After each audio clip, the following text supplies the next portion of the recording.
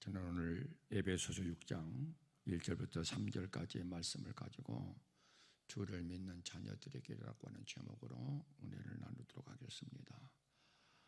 내일 모레 5월 8일이 어버이날입니다. 그 어버이날을 맞이해서 하나님은 부모에게 어떻게 하시라고 말씀을 하고 있는가를 말씀을 통해서 알아보고 5월 8일 어버이 주일날을 맞이하는 저와 여러분들이 됐으면 좋겠습니다. 하나님께서 창세기 15장 13절부터 14절까지의 말씀을 통해서 아브라함에게 예를 합니다.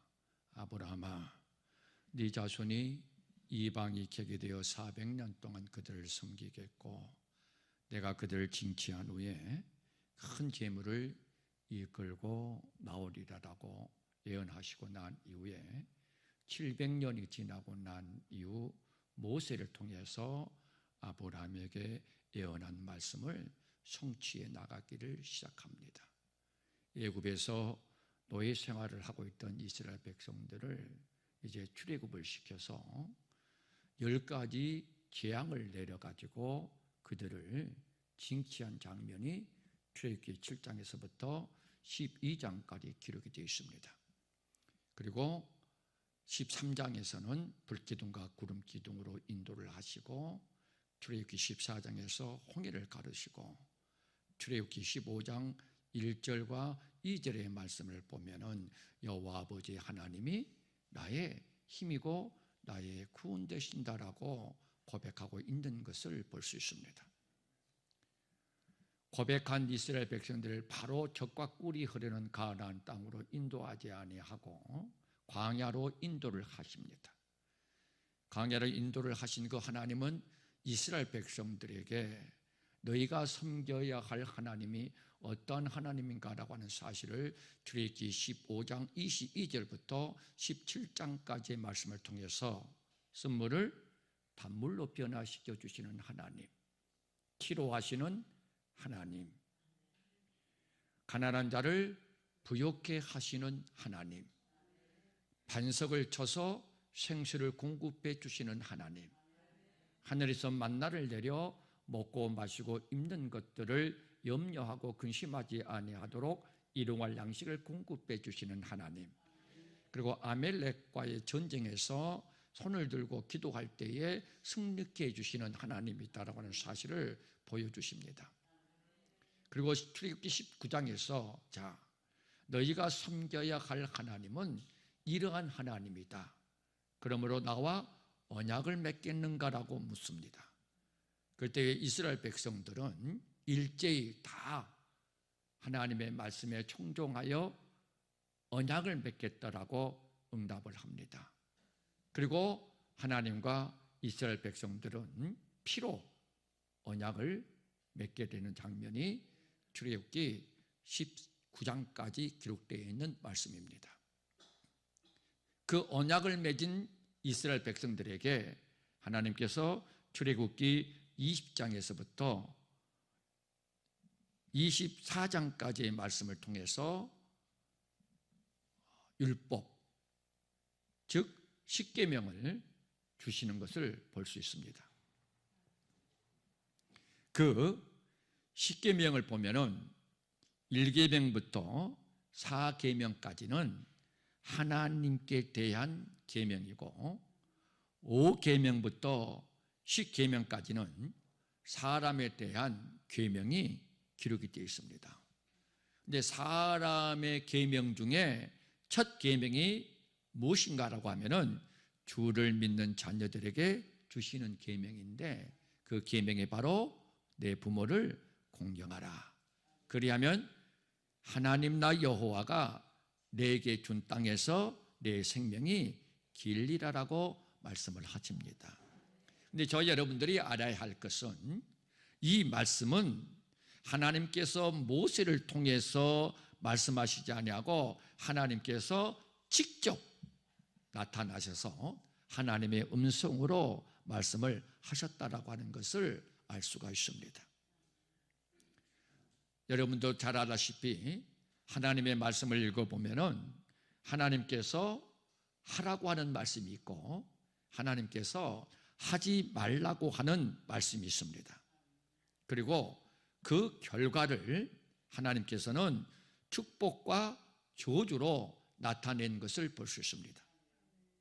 다시 말씀을 드리면은 주를 믿는 자녀들에게 내 부모를 공경하라고 말씀을 하시고 그리고 난 다음에 그에 대한 축복과 부모를 공경하지 않았을 때에 그에 대한 저주를 말씀을 하고 있는 것이 성경을 보면은 알 수가 있다라고 하는 겁니다. 만약에 저와 여러분들이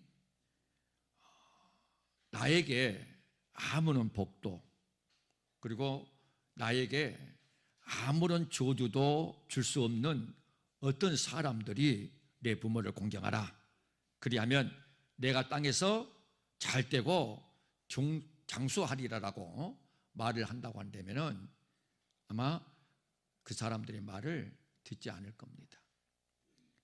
그런데 하나님께서 복과 저주를 주실 수 있는, 즉 생사하복을 주관하시는 분, 이 하나님이 말씀을 하셨기 때문에 저와 여러분들은 이 말씀대로 축복받는 자가 되기 위해서는 순종하는 그러한 믿음의 삶을 살아가야 된다라고 하는 겁니다.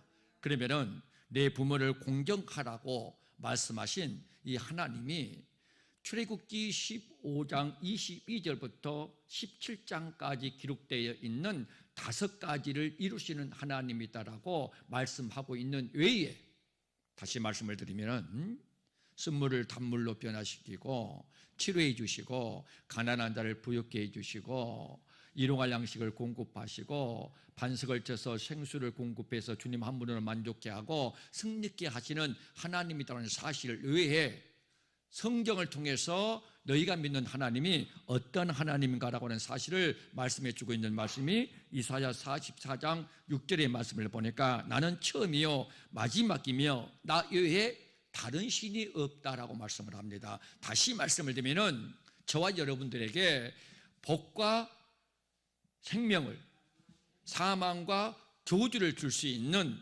유일한 신은 오직 만군의 여호와 아버지 하나님 한 분이다라고 하는 사실을 말씀해 주고 있는 것을 볼 수 있습니다. 그러면 오늘 시간에도 우리의 생사하복을 주관할 수 있는 유일한 신은 저와 여러분들이 사랑하고 저와 여러분들이 믿고 있는 하나님이 있다는 사실을 믿으시기를 바랍니다. 뿐만 아니라 이사야 45장 7절의 말씀을 보니까 나는 빛도 지었고 어둠도 창조하며 평안도 짓고 환난도 창조하시는 여호와니라라고 말씀을 하고 있는 것을 볼 수 있습니다. 뿐만 아니라 다니엘서 4장 17절의 말씀을 보니까 인간 나라를 다스리는 자라라고 말씀을 합니다. 하나님은 인간 나라를 다스린다. 그냥 낮은 자를 위에 두시고 그리고 하나님의 뜻을 반드시 이루시는 분이다라고 말씀을 하고 있는 것을 볼 수가 있습니다. 그리고 출애굽기 3장 14절의 말씀을 보니까 누구에 의해서 지어졌고 누구에 의해서 창조된 것이 아니고 스스로 계신 자라라고 말씀을 하고 있습니다. 그리고 우리가 너무너무나 잘 아는 사무엘상 2장 6절부터 7절까지의 말씀을 보면 다 같이 한번 보도록 하겠습니다. 사무엘상 2장 6절부터 7절까지. 여호와는 죽이기도 하시고 살리기도 하시며 음부에 내리기도 하시고 올리기도 하시는도다. 여호와는 가난하게도 하시고 부하게도 하시며 낮추기도 하시고 높이기도 하시는도다. 저와 여러분들이 믿는, 저와 여러분들이 사랑하는 하나님이 죽이기도 하시고 살리기도 하시고 음부에 내리기도 하시고 올리기도 하시고 가난하게도 하시고 부하기도 하시며 낮추기도 하시고 높이시기도 하시는 하나님이다라고 말씀을 하고 있지 않습니까? 이 하나님께서 저와 여러분들에게 말씀하고 있습니다. 내 부모를 공경하라.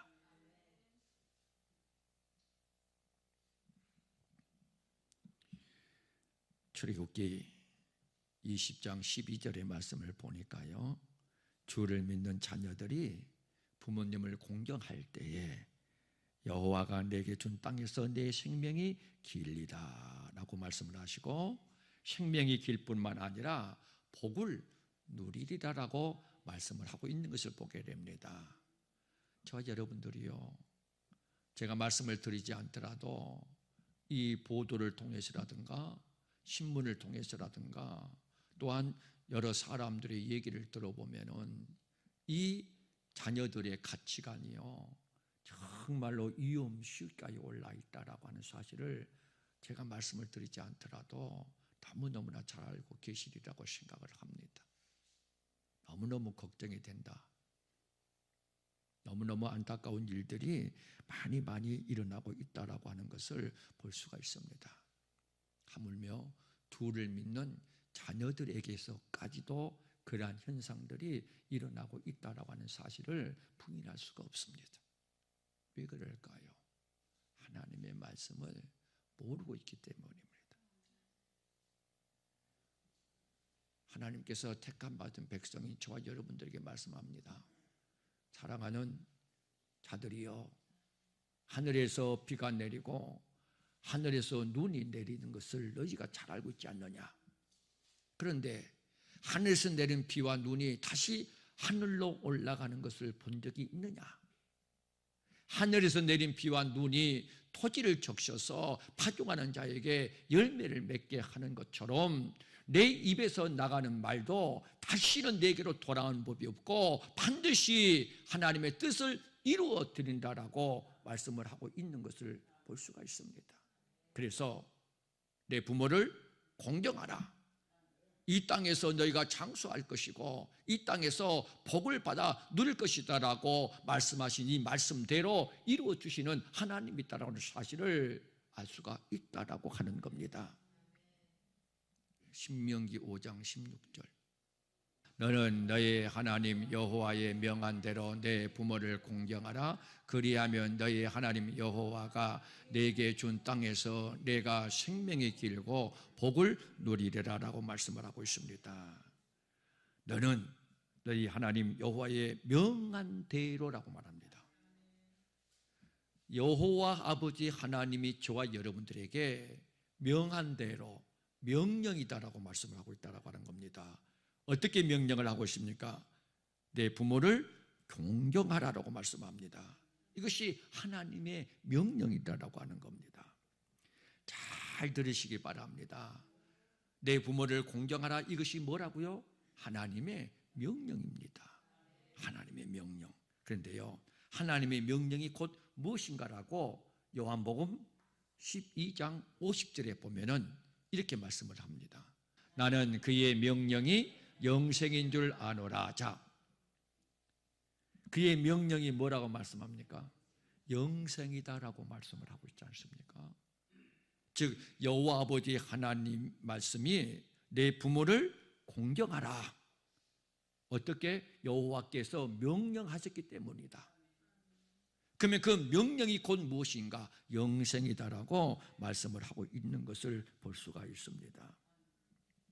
다시 말씀드리면 부모를 공경하느냐 부모를 공경하지 않느냐라고 하는 것에 따라서 영생하느냐 영생하지 못하느냐라고 하는 것이 달려있다라고 하는 것을 우리에게 교훈해 주고 있는 말씀입니다. 그렇다면 저와 여러분들은 여호와 아버지 하나님의 명령대로 부모에게 뭐 해야 되겠습니까? 공경해야 되겠지요. 우리 기독교는 죽음의 종교가 아닙니다. 살아있는 종교예요. 죽고 난 다음에 잘해드리려고 하지 말고요, 살아계실 때에 잘해드리는 거예요. 죽고 난 다음에 그냥 좋은 묘 막 해가지고요, 막 돈 많이 들어가지고 해주고, 그리고 막 좋은 것, 이것도 중요하지만은요, 그러나 그것보다 중요한 것이요, 살아계실 때에 잘해드리는 거예요. 그래서 다른 종교들은요, 다 이 돌아가실 때에 장례식을 하잖아요. 장례식을 해요.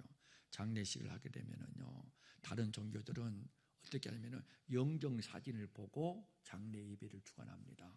근데 우리 개신교는요, 영정 사진을 보고 장례식을 주관하는 것이 아니고 유가족들을 보고 장례식을 주관해요. 왜 그러는가라고 하면은 우리 이 종교는, 개신교는 살아있는 종교이기 때문입니다. 다시 말씀을 드리면 죽은 분들을 위한 것이 아니고 살아계신 분들을 위하는 것이에요. 그래서 저와 여러분들이 살아계실 때에 부모를 공경하는 그러한 믿음으로 살아가는 자가 될 수 있기를 주님의 이름으로 축원합니다. 그래서요, 로마서 1장 28절부터 32절까지의 말씀을 보면은요, 너희가 마음에 하나님 두기를 싫어하매라고 하는 말씀부터 시작이 됩니다. 자, 한번 볼까요? 로마서 1장 28절. 또한 저희가 마음에 하나님 두기를 싫어하매 하나님께서 저희를 그 상실한 마음대로 내버려 두사 합당치 못한 일을 하게 하셨으니, 자, 하나님을 믿지 않는 사람들이 아니에요. 하나님을 믿는 하나님의 택함 받은 백성들 가운데서 그 마음에 하나님 두기를 싫어하는 자들이 있다라고 말씀을 합니다. 그래서 하나님께서 뭐라고 말씀합니까? 그 상실한 마음대로 내버려 두어서 합당치 못한 일을 하게 하셨는데, 그 합당치 못한 일이 29절부터 31절까지 읽어보면 21가지가 기록되어 있습니다. 하나님을 마음에 두기 싫어하는 하나님의 택함받은 백성들이 하나님이 기뻐하지 않는, 하나님께 합당한 그러한 삶을 살지 못하는 죄를 범하는 것이 21가지의 죄를 범합니다. 근데 그 21가지의 죄를 범하는 그 죄가 32절에 보면은 어떤 죄에 해당이 된다라고 말씀을 하고 있는가를 보도록 하겠습니다. 저희가 이 같은 일을 행하는 자는 사형에 해당하다라고 하나님의 정하심을 안다라고 말씀합니다. 자, 이같이 행하는 것은 마음에 하나님 두기를 싫어하는 자들, 그러한 자들이 21가지의 죄를 범하고 그 21가지의 죄를 범하는 것이 사형에 해당된다라고 말씀을 합니다. 근데 그 21가지의 죄를 쭉 읽어보면은요, 부모를 거역하는 자라고 하는 것이 나옵니다. 하나님을 마음에 두기 싫어하는 자들이 하나님이 기뻐하고 하나님이 합당하지 못하는 사형에 해당되는 죄를 범하는데, 그 사형에 해당되는 그 죄 가운데 하나가 부모를 거역하는 죄라, 이렇게 말씀을 하고 있다라고 하는 거예요. 하나님을 마음에 두기 싫어한다라고 하는 것은요, 다른 말로 하면은 하나님의 말씀을 마음에 두기 싫어하는 자, 이렇게 표현할 수가 있습니다. 왜냐하면은 요한복음 1장 1절 이하의 말씀을 보면은 태초에 말씀이 계시니라, 이 말씀이 하나님과 함께 계셨으니 이 말씀 곧 하나님이시라라고 말씀을 하고 있기 때문입니다. 그래서 마음에 하나님을 두기 싫어한다라고 하는 것은 하나님의 말씀이 마음에 전혀 없다라고 하는 거예요. 다윗처럼 하나님의 말씀을 즐거워하고 그 말씀을 주야로 묵상을 해서 그 마음에 하나님의 말씀이 있으면은 죄인의 길에 서지 아니하고 오만한 자리에 앉지 아니하고 악인의 꾀를 쫓지 않습니다. 그리고 사망의 음침한 골짜기를 헤맬 수밖에 없는 환경 속에 있어도요, 하나님의 말씀이 그 마음속에 있는, 그래서 그 말씀이 그 생각과 그 마음을 주관하고 있는 믿음의 삶을 살아가는 사람들은요, 절대로 원망하고 불평하지 않습니다. 여호와 아버지 하나님은 나의 목자고 나는 그의 기르시는 양이니까, 양이 목자의 음성을 듣고, 즉 하나님의 말씀을 따라가게 되면은 사망의 음침한 골짜기에서 나를 반드시 푸른 초장 쉴 만한 물가로 인도해 주실 것이다라고 하는 긍정적이고 창조적이고 생산적인 생각을 가지고 살아가고 있다라고 하는 겁니다. 왜 그렇습니까? 하나님의 말씀이 그 생각과 그 마음을 주관하고 있기 때문입니다. 그러나 하나님을 마음에 두기 싫어하는 삶, 즉 하나님의 말씀이 그 생각과 그 마음에 없는 삶, 그리고 자기가 자기 생각과 자기 마음을 주관하면서 살아가는 삶, 마음에 하나님을 두기 싫어하는 삶, 마음에 하나님의 말씀이 없는 삶, 이러한 삶을 살아가는 하나님의 택함 받은 백성들은요, 환경만 보이고 하나님은 보이지 않기 때문에 매사가 부정적입니다. 원망과 불평으로 가득 차 있습니다. 그래서요, 부모님의 그 기르시는 은혜, 부모의 은혜를요 잃어버리는 거예요. 그래서 항상 부모에 대한 그런 불만으로, 그런 원망으로 차 있어요. 감사할 줄을 몰라요. 부모를 거역해요. 사랑하는 성도 여러분, 절대로 저와 여러분들은 죽고 난 다음에 부모님에게 후회하는 자가 되지 마시고, 살아 계실 때에 부모를 공경하고 부모의 말에 순종하는 그런 믿음으로 살아가는 자가 될 수 있기를 주님의 이름으로 축원합니다. 디모데전서 5장 4절을 한번 보도록 하겠습니다. 만일 어떤 가부에게 자녀나 손자들이 있거든 저희로 먼저 자기 집에서 효를 향하여 부모에게 보답하기를 배우게 하라. 이것이 하나님 앞에 받으실 만한 것이니라라고 말씀하고 있습니다. 부모에게 효를 향한다라고 하는 것을 배우고, 그리고 이것을 행하게 하라. 이것이 하나님께서 받으실 만한 것이다라고 말씀을 하고 있지 않습니까? 그래서요, 다윗은 솔로몬에게 마지막 유언을 남길 때에도요, 유산을 남겨주는 것이 아니고요, 믿음을 유산으로 남겨줘요. 그래서요, 시편 17편 14절에 보니까 이렇게 고백을 합니다. 다윗이 여호와여, 금생에서 저희 분깃을 받은 세상 사람에게서 나를 주의 손으로 구하소서. 그는 주의 제물로 배를 채우심을 잊고 자녀로 만족하고 그 남은 산업을 그 어린아이에게 유전하는 자이니다.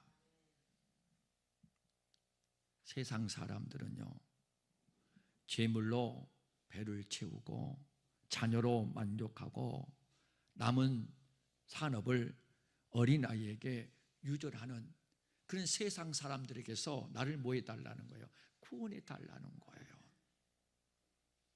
하나님, 나는 세상에 믿지 않는 세상 백성들처럼요, 제물로 배를 채우고 자녀로 만족하고 내 유산을 자녀들에게 남기려고 하는 그러한 삶을 살지 아니하고 자녀들에게 믿음의 유산을, 믿음으로 재산을 남겨줄 수 있는 그러한 부모가 되게 해달라고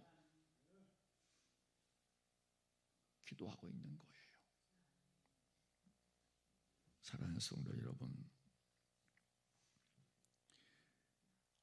말씀을 통해서 부모를 공경하는 것, 그리고 부모 말에 순종하는 것, 이것은 무엇과 달려있는가? 복과 영생에 관련되어 있다고 하는 사실을 말씀을 통해서 알 수가 있습니다. 아마 여러분들은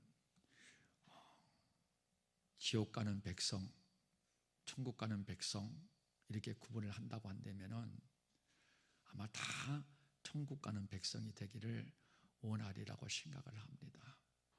그런데 주님은요, 부모를 공경을 하라고 했는데 부모를 공경하지 않고, 부모에게 효를 행하라고 했는데 효를 행하지 않고, 부모 말에 순종하라고 했는데 순종하지 않아요.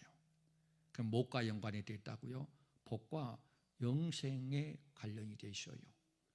그러면 저와 여러분들이 복과 영생의 길로 인도함을 받는 자가 되기 위해서는요, 부모를 거역했던 것들, 이러한 것들을 반드시 회개하고 돌이켜야 돼요. 그리고 회개하고 돌이켜서 앞으로 더 나은 그러한 변화되어져 가는 삶으로 살아가야 돼요. 복받기를 원하시면 아멘 하십시다. 영생의 축복을 누리기를 원하시면 아멘 하십시다. 그러면 살아 계실 때 부모를 공경하고 부모에게 효를 행하고 부모 말에 순종하는 그런 믿음으로 살아가야 된다라고 하는 거예요. 그러니까 그래서 정말로 예수를 바르게 믿는, 즉 예수를 하나님의 말씀 따라서 섬기는 그러한 부모들은요, 그 자녀들에게 제일 먼저 바라고 그 자녀들에게 제일 먼저 요구하는 것이 뭐예요? 예수 믿고 구원받아 교회 생활을 잘하게 만드는 것이, 정말로 말씀대로 순종하면서 하나님을 섬기고 신앙생활을 하는 부모들은요, 그 자녀들을 위해서 우는 거예요. 왜요? 나는 말씀 따라 순종해서 영생의 복을 받아 누리는 그러한 길로 가는데 자녀들이 믿지를 않아. 그러면 어디 가겠어요? 지옥 가지 않겠습니까? 이것을 믿는다면, 지옥과 천국을 믿는다면, 즉 하나님의 말씀을 믿고 말씀 따라 순종하면서 살아가는 부모라고 한다면 그 자녀들의 영혼을 봤을 때에 그 영혼들이 얼마나 안타까워요. 그러니까 자녀들을 위해서 끊임없이 울면서 기도하는 거예요. 자, 신명기 27장 16절 한번 보도록 하겠습니다. 그 부모를 경홀히 여기는 자는 저주를 받을 것이라 할 것이요 모든 백성은 아멘 할지니라. 하나님께서 말씀을 드린 것처럼 하라는 말씀이 있고 하지 말라고 하는 말씀이 있습니다. 그러면 하나님께서 하라고 하는 말씀, 하지 말라고 하는 말씀, 그 결과물로 축복과 저주로 만들어 놓은 거예요. 그래서 하나님의 택한 백성들에게 언약을 맺고 그 언약 안에는 생명과 복, 사망과 저주가 있다. 그래서 하나님의 언약의 말씀대로 부모를 공경하는 자는 이 땅에서 잘 되는 복을 받고 더 나아가서 영생의 복을 받아 누릴 것이다. 그런데 부모를 모하는 자는, 경홀히 여기는 자는 무엇을 받을 것이다? 저주를 받을 것이다 라고 말씀하고 있지 않습니까? 그러면서 뭐라고 그래요? 모든 하나님의 택함 받은 백성들은 아멘 할지니라 라고 말씀을 하고 있습니다. 왜 그렇습니까? 이 말씀대로 이루시는 하나님이 있다라고 하는 사실을 믿으라라고 말씀을 하고 있는 내용입니다. 사랑하는 성도 여러분들도요, 아마 우리 나이가 되면은 연세가 많은 분들이고, 그리고 우리 자녀들은 우리들 지금 살아계신 부모니까, 부모를 경홀히 여긴다라고 하는 것은요, 부모를 가볍게 여기고 소홀히 여기고 엽신 여긴다라고 하는 거예요. 부모에 대한 존경심이라든가 부모에 대한 신뢰, 이런 말들을 많이 해요. 아빠, 엄마하고 세대 차이가 많이 나니까 가치관도 맞지 않고요, 생각도 틀려요. 그래요. 그런데 가치관도 맞지 않을 수 있어요. 생각도 틀릴 수가 있어요. 그러나 말씀만큼은 절대로 틀리지 않아요. 하나님의 말씀 때문이에요. 가치관이 틀려요. 생각도 틀려요. 그러나 하나님의 말씀은요, 순종해야 되는 거예요. 부모를요, 절대로 가볍게 여기서는 안 돼요. 소홀히 여겨요. 그동안에 여러분들이 부모님에게 어떻게 해왔는가라고 하는 것들을 되새겨보고, 혹시라도 잘못하고 서운한 부분들이 있다고 한다면 당장 이 얽매여 매여 있는 것들을 풀어버리시기를 주님 이름으로 간절히 축복합니다.